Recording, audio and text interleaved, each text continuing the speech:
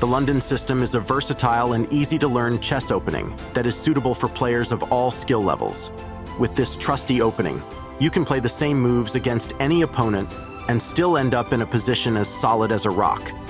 The main idea behind this opening is to establish a solid presence in the center of the board and to exploit any weaknesses in the opponent's position. Let's talk about the setup. We make our first move by advancing our queen pawn to d4, setting the stage for our grand strategy. After that, place the dark squared bishop on f4 and move the pawn to e3. Develop your knight to f3.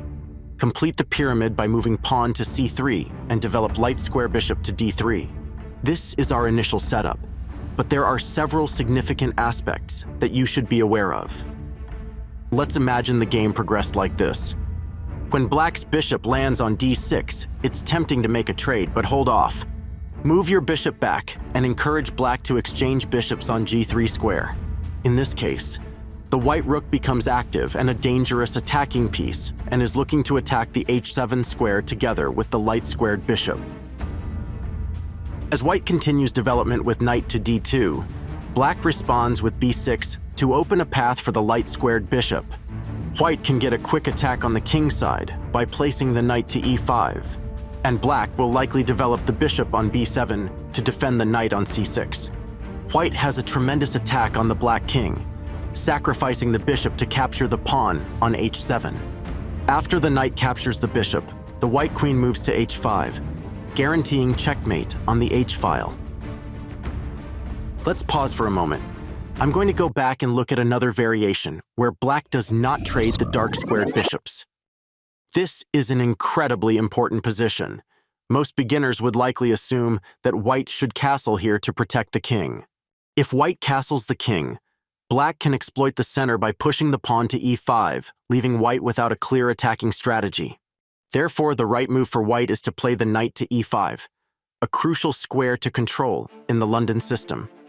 Black can choose to place the bishop on d7, and white might respond by pushing the pawn to f4, supporting the knight on e5. Black can play the pawn to c4, attempting to relieve the pressure in the center and create counterplay on the queen side with moves such as b5 and b4. White should move the bishop back and continue targeting the h7 square on the same diagonal. Black plays pawn to b5, and white counters by placing the pawn on a3 to prevent the black move to b4. And after black plays pawn to a5, white has the opportunity to castle their king. Black plays rook to b8, which supports the pawn move to b4. And now white is ready to concentrate their offensive on the king side of the board, increasing the pressure there. They can initiate this by activating the bishop on g3 and moving it to h4. The queen can then be placed on f3 with the aim of moving to h3 and applying pressure to the h7 square. White can also choose to remove the knight on f6 at any point, setting up a strong attack on the h7 square.